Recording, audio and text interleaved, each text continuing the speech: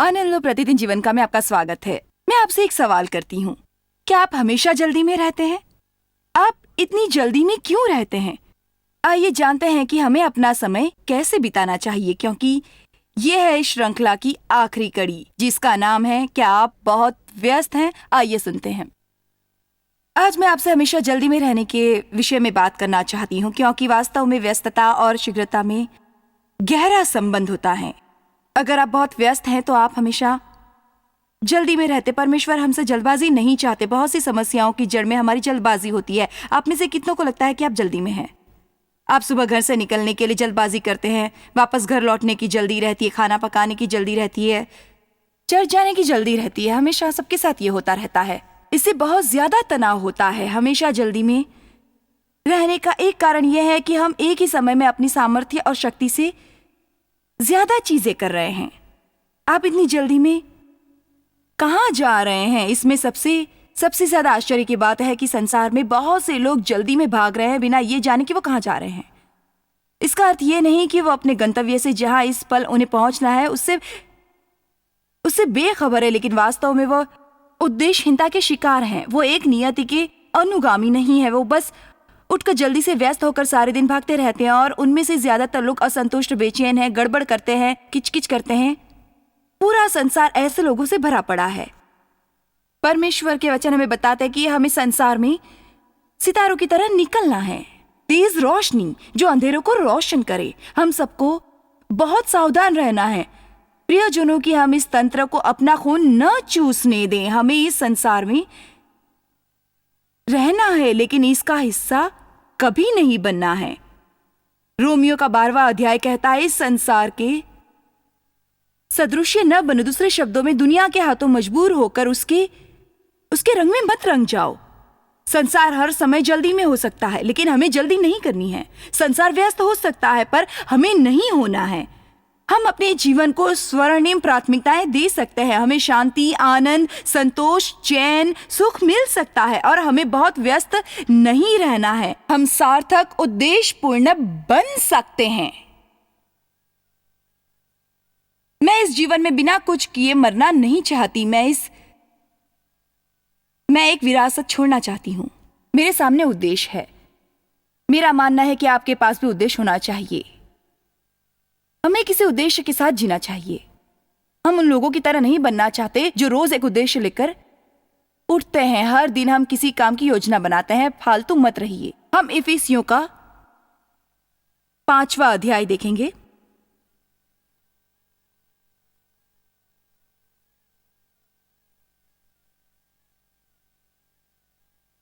व्यक्तिगत संसार को सुव्यवस्थित रखना आना चाहिए। अपने जीवन में व्यवस्था रखिए। निश्चित करो कि हमें अपने समय का उपयोग उन्हीं कामों में देना चाहिए जिन्हें हम करना चाहते हैं। शैतान को व्यवस्था के बहाने हमारा समय मत चुराने दीजिए। क्या आप अपने समय का सदुपयोग इस प्रकार कर रहे हैं? क्या आपके जीवन का उद्देश्य पूरा होता है? जॉन मैक्सवेल हमारे मित्र और परमेश्वर के निकट व्यक्ति हैं, जिन्होंने बहुत सारी ढेरों किताबें लिखी हैं। वे अक्सर हमारे टीवी कार्यक्रम में आते हैं। वे कहते हैं कि आपका 80% समय आपकी सर्वोच्च प्राथमिकताओं और रुचियों में लगना चाहिए। दूसरे शब्दों में, अगर मुझे दूसरों से बात करने की अपनी जन्मजात प्रतिभा के बारे में पता है, और मैं जानती हूं कि मेरा जन्म सुसमाचार को प्रसारित करने के लिए है, और मुझे पता है कि मैं अच्छी लेखिका हूं, तो मेरा 80% समय इन प्रतिभाओं को निखारने में लगना चाहिए। अपने समय को अपनी कमजोरियों में मत लगाइए। अपनी शक्ति को बढ़ाने में समय लगाइए। अब मैं जानती हूं कि आप में से कई सोच सकते हैं कि काश मुझे पता होता कि मेरी प्रेरणा क्या है। अगर मैं जान जाऊं कि मेरा जन्म किस कार्य के लिए हुआ है, तो मैं वो कार्य करूंगी। आज मैं आपको दिखाने जा रही हूं कि आपका जन्म किस उद्देश्य के लिए हुआ है। जब आप यहां से बाहर जाएंगे तो हर इंसान की एक मिनिस्ट्री होगी, और सबको पता होगा कि उनका उद्देश्य क्या है। अगर आप पूछते रहेंगे मुझे क्या करना चाहिए, तो आज आप जान जाएंगे, और हम देखेंगे आप वो करते हैं या नहीं, क्योंकि बहुत से लोग वो नहीं करते जिस काम के लिए उन्हें यहाँ भेजा गया है। वो दिन भ्रमित होकर बैठे रहते हैं क्योंकि वो नहीं जानते उन्हें क्या करना है। बहुत से लोग सारा जीवन इसी तरह बिता देते हैं। मैं बहुत बार सुनती हूँ, काश मुझे पता होता कि मुझे क्या करना है। काश मैं जानता कि मुझे क्या करना है, काश मुझे मालूम होता कि मुझे क्या करना है। जानते हैं, बहुत से लोग जान भी जाते हैं तो भी वो नहीं करते। मुझे बिल्कुल यकीन नहीं है। कुछ लोग सिर्फ भ्रम में रहना चाहते हैं, और अगर उन्हें भ्रमित करने लायक कुछ नहीं है तो वे स्वयं को भ्रमित करते हैं। तो आज मैं कुछ बातें स्पष्ट करने जा रही हूँ, और आप समझ लीजिए, अगर आप सचमुच एक मिनिस्ट्री की इच्छा करते हैं तो आपकी एक मिनिस्ट्री होगी। मैं आपको उद्देश्य बताने जा रही हूँ, आपको वो सुनना होगा।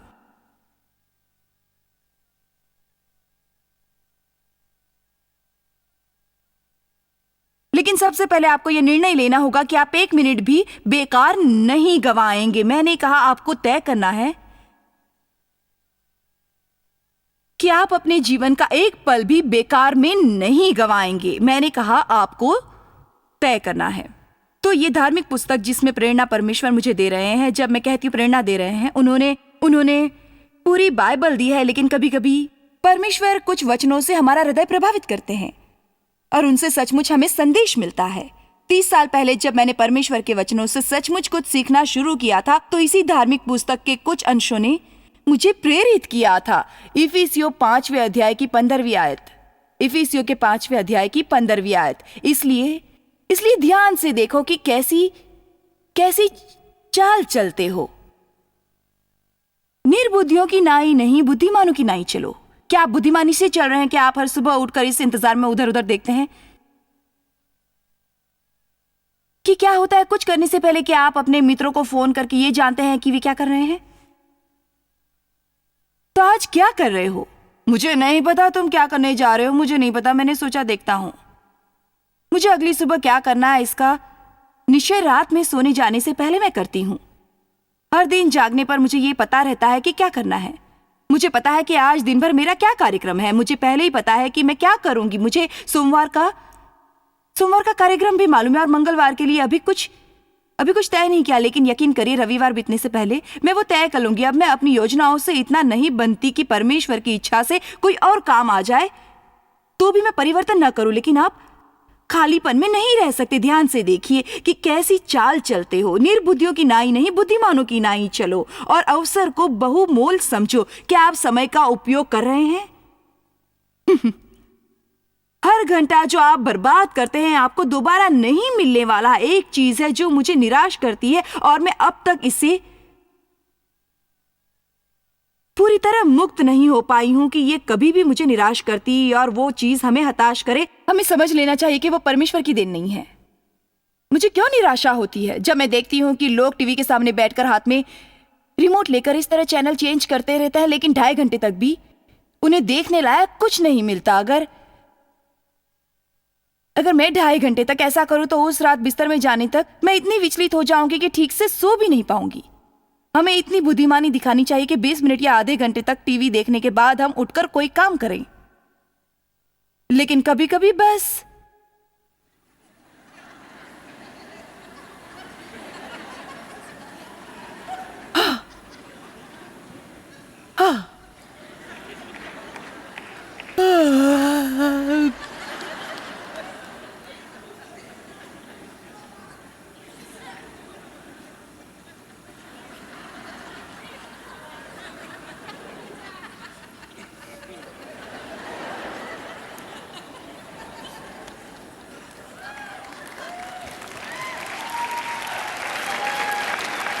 मैं ये नहीं कहती कि टीवी मत देखिए, लेकिन देखने लायक कार्यक्रम जरूर देखिए।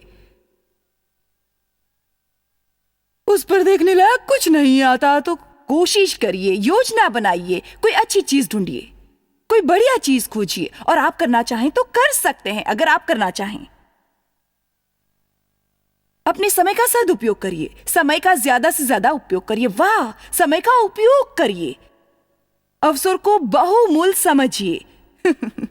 कितनी अच्छी बात है, अवसर को हाथ से जाने मत दीजिए। कुछ अवसर ऐसे आपके जीवन में आते हैं कि अगर वो निकल गई तो दोबारा प्रयोग नहीं कर पाएंगे, दोबारा कभी नहीं लौटेंगे।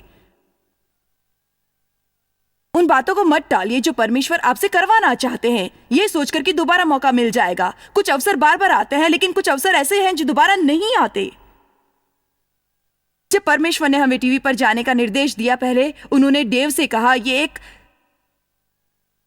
दिलचस्प बात है।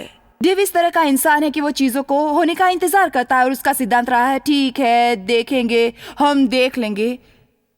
उसने हमेशा मुझसे कहा, तुम परमेश्वर से 10 कदम आगे रहती हो, और मैंने कहा तुम हमेशा 20 कदम पीछे रहते हो। तो मुझे लगता है हम दोनों के बीच का समन्वय एक जोड़ी बनाता है, क्योंकि बीच में किसी चीज पर कूद पड़ूंगी और चाहूंगी कि ये हो जाए, अगर न हो तो भी चलेगा। वो इस तरह के हैं, ठीक है हम देखेंगे, मैं उस बारे में नहीं जानता, हम देखेंगे। तो परमेश्वर जानते थे कि उन्हें किस तरह बात करनी है। जब उन्होंने उसके सामने टीवी पर कार्यक्रम का विचार रखा, और ये पहले देव के पास ही जाना था क्योंकि देव प्रमुख है और टीवी पर जाना मूर्खतापूर्ण लगता है। परमेश्वर आपसे हमेशा समझदारी की चीजें करने को नहीं कहते। सबसे पहली बात, हमें कोई जानकारी नहीं थी कि टीवी तक कैसे पहुंचा जाए, नहीं हमारे पास उनके लिए पैसा था। कितने मजे की बात है कि परमेश्वर लोगों को वो काम सौंपता है जिसके बारे में उन्हें कोई जानकारी नहीं होती। तो पहली बात, अगर आप मिनिस्ट्री बनाना चाहते हैं और उसके लिए तैयार होकर प्रतीक्षा कर रहे हैं, तो आप परमेश्वर पर भरोसा नहीं करते। तो जब परमेश्वर ने देव से टीवी के बारे में कहा, तो वो बोले, अगर तुम ये अवसर हाथ से जाने दोगे तो ये दोबारा तुम्हारे हाथ नहीं आएगा। मुझे ये बात अच्छी लगी। परमेश्वर उस समय इस काम के लिए किसी व्यक्ति विशेष की खोज में था, और उन्होंने ये अवसर मुझे सौंपा, लेकिन मैंने उस अवसर का इस्तेमाल न किया हो तो मेरे ख्याल से वो उस अवसर को किसी और व्यक्ति को सौंप देते। अवसर को हाथ से मत जाने दीजिए। 17वीं आयत, इसलिए निर्बुद्धि न रहो, विचार शून्यता, मूर्खता न रहे, लेकिन समझो और ग्रहण करो, ध्यान से समझो कि प्रभु की इच्छा क्या है।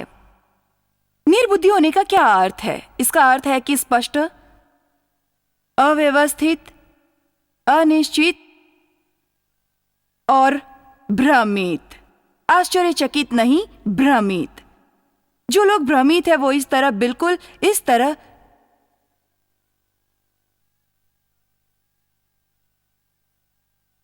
क्या आप किसी बाजार में 3 घंटे तक इस तरह घूमे हैं? इस तरह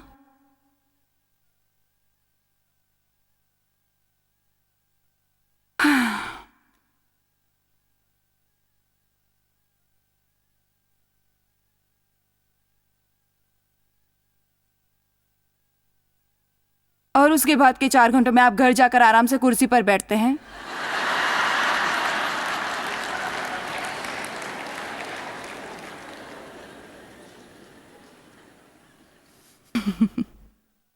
ये समय बदलने और पुनः व्यवस्थित होने का है। बैठकर उन लोगों से ईर्ष्या मत कीजिए जिन्होंने जीवन में बहुत कुछ किया है। आपके पास भी औरों की तरह मौका है। मैंने कहा, एक कोने में खाली बैठकर सफल लोगों से ईर्ष्या मत कीजिए जो जीवन में बहुत कुछ कर रहे हैं कि काश मैं भी। आपको इच्छा की हड्डी नहीं, रीढ़ की हड्डी चाहिए।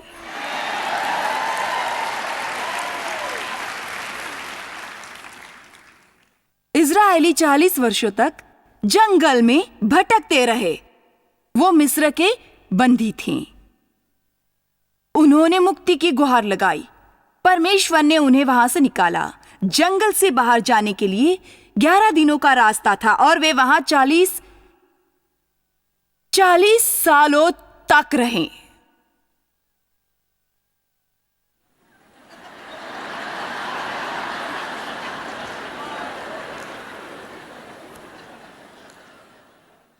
जानते हैं बाइबल क्या कहती है? तुम बहुत देर तक इस पर्वत पर बसे रहे।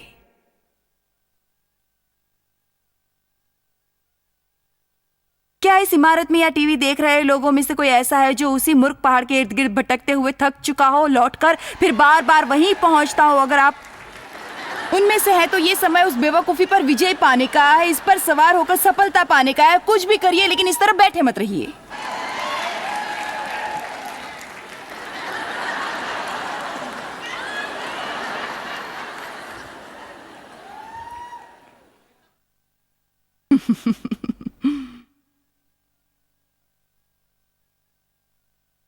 अपनी आत्मा की आग को प्रज्वलित करिए।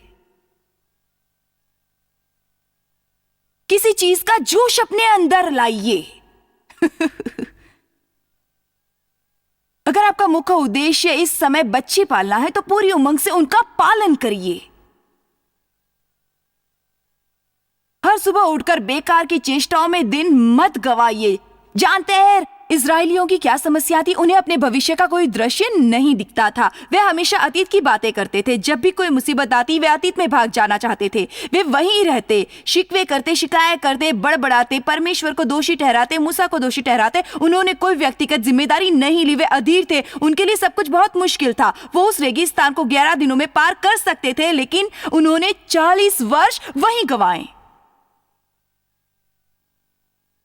समझ में नहीं आता ये क्यों हो रहा है, समझ में नहीं आता। परमेश्वर, हम इस खाने से उब चुके हैं, हमें गोश्त चाहिए, हमें गोश्त चाहिए।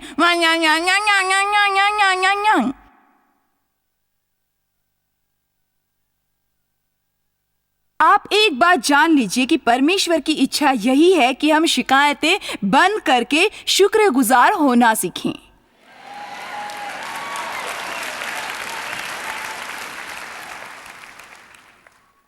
आप कहिए, नहीं नहीं, मैं अपने जीवन में उसकी ऐसी मर्जी नहीं चाहती। मैं अपने जीवन का लक्ष्य जानना चाहती हूं।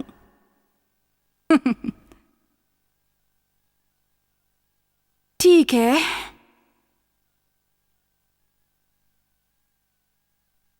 यीशु का अपना उद्देश्य मालूम था। पहले यूहन्ना के 3 चरण के 8वें आयत, परमेश्वर का पुत्र इसलिए प्रकट हुआ कि शैतान के कर्मों को नाश करे।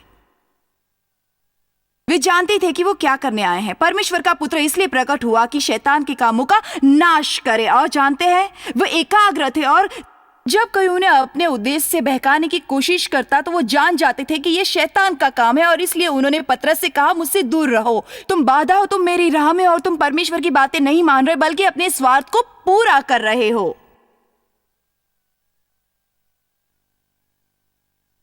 आपके जीवन में कुछ ऐसी चीजें हैं जिनसे आपको निपटना चाहिए। कुछ लोग ऐसे हैं जिनसे अपना व्यवहार निश्चित करिए, क्योंकि ये आपके नियति को चुरा रहा है, आपके फलों की राह रोक रहा है। आपको उन परजीवी शाखाओं को काटना है।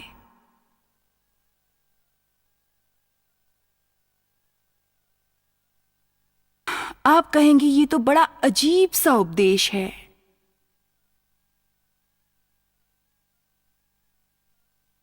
एक लक्ष्य निर्धारित कीजिए, उमंग से जीवन को जिए, उसे एक दिशा दीजिए। मेरे सामने कोई दिशा नहीं है तो दिशा निर्धारित कीजिए। निर्धारित कीजिए। मुझे नहीं पता क्या करूं, मुझे नहीं पता क्या करूं। कुछ नई चीजें आजमाइए। आप बहुत जल्दी समझ जाएंगे कि आप क्या कर सकते हैं और क्या नहीं। एक उद्देश्यपूर्ण जीवन शुरू कीजिए। परमेश्वर का उद्देश्य क्या है? वचनों में कही गई बातों पर गौर करते हैं। यह है भजन संहिता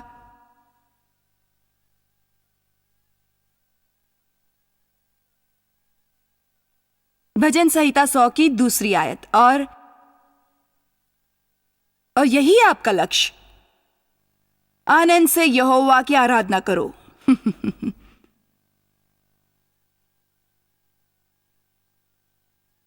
तो और क्या? खुशी से परमेश्वर की आराधना करो। ठीक है, लेकिन मैं अपने जीवन के लिए परमेश्वर की इच्छा जानना चाहता हूं। खुश होकर परमेश्वर की सेवा में रहो। लेकिन विशेष रूप से हमसे क्या करवाना चाहते हैं? मतलब मैं एक धर्मनेता बनना चाहता हूं, तो परमेश्वर को एक उदास धर्मनेता नहीं चाहिए। जानते हैं, कई सालों तक मैं एक समर्पित उपदेशक नहीं थी, लेकिन उसका वैसा असर नहीं दिखा था। आपको एक बात बताऊं, चलिए पहले इसे देखते हैं। 30 वर्ष पहले मुझे अपने जीवन को एक दिशा में ले जाने की प्रेरणा मिली। आज पीछे मुड़कर देखती हूं तो लगता है यही मेरी नियति थी। पहले भी मुझे ऐसे संकेत मिले कि मुझे उपदेशक बनना है। मैं जानती हूं कि मुझे यही करना था। इसी तरह की कोई चीज आपके लिए भी हो सकती है, हो सकता है न हो। आपको एक बात बताती हूं जिस पर ध्यान देना चाहिए। मैंने इस उद्देश्य को फलीभूत करने की चेष्टा में कई साल हताशा में बिताए। कोई चेष्टा सफल नहीं हुई जब तक मैंने वापस लौटकर उन जरूरी चीजों पर काम नहीं किया जिनके बारे में आज आपको बताने जा रही हूं। अगर आपको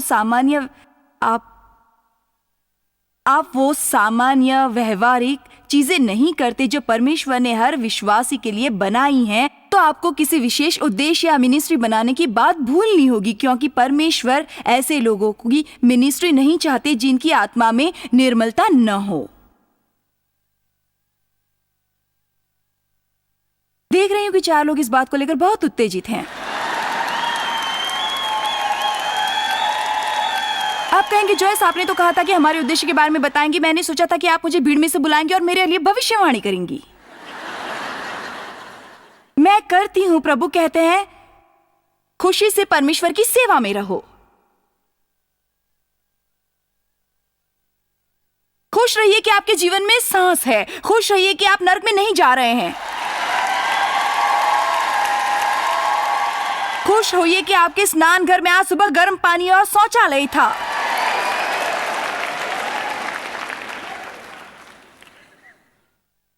थिस्सलुनीकियों के 5वें अध्याय की 18वीं आयत।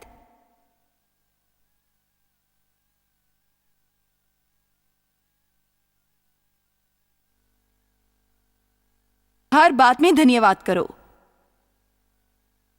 चाहे जैसी भी स्थिति हो शुक्रगुजार रहो, क्योंकि तुम्हारे लिए मसीह यीशु में परमेश्वर की यही इच्छा है। क्योंकि तुम्हारे लिए मसीह यीशु में परमेश्वर की यही इच्छा है। मत्ती के 22वें अध्याय की 36वीं आयत। वो यीशु से बात कर रहे थे, हे गुरु, व्यवस्था में कौन सी आज्ञा बड़ी है? कौन सी सबसे महत्वपूर्ण है?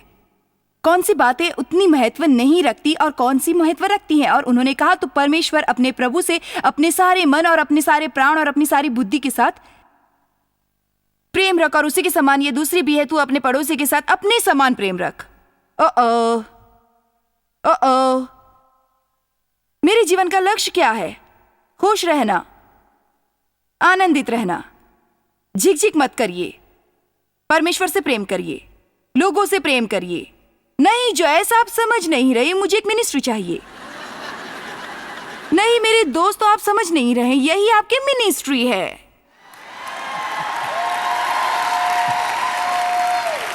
यही है, यहोवा की आराधना करो हर चीज के लिए, हर स्थिति में उनका धन्यवाद करो, चाहे जो भी हो, क्योंकि यही परमेश्वर की मर्जी है। संपूर्ण हृदय से परमेश्वर को प्रेम करो। हर सुबह ये कहते हुए जागो, धन्यवाद यीशु, मुझे आपसे प्रेम है, आप मेरे लिए कितने अच्छे हैं, मैं आपकी स्तुति करता हूं। और फिर बिस्तर से बाहर आइए और लोगों से प्रेम करिए।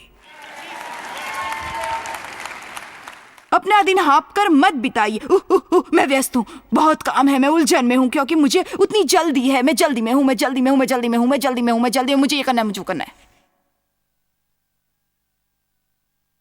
इस बड़े से घर की देखभाल करते करते मैं थक गई हूँ, मैं बहुत बीमार हूँ, कारों को लेकर जाना है और तेल बदलवाना है।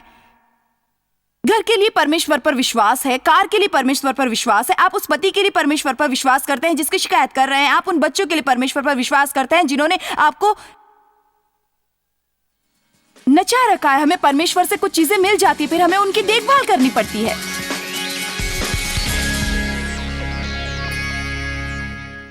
हम अपनी वेबसाइट को लेकर बहुत उत्साहित हैं, क्योंकि अब आप इस पर हमारे प्रसारण लोड कर सकते हैं। इस वेबसाइट पर कमाल के कई लेख हैं, तो जल्दी से इस पर देखिए।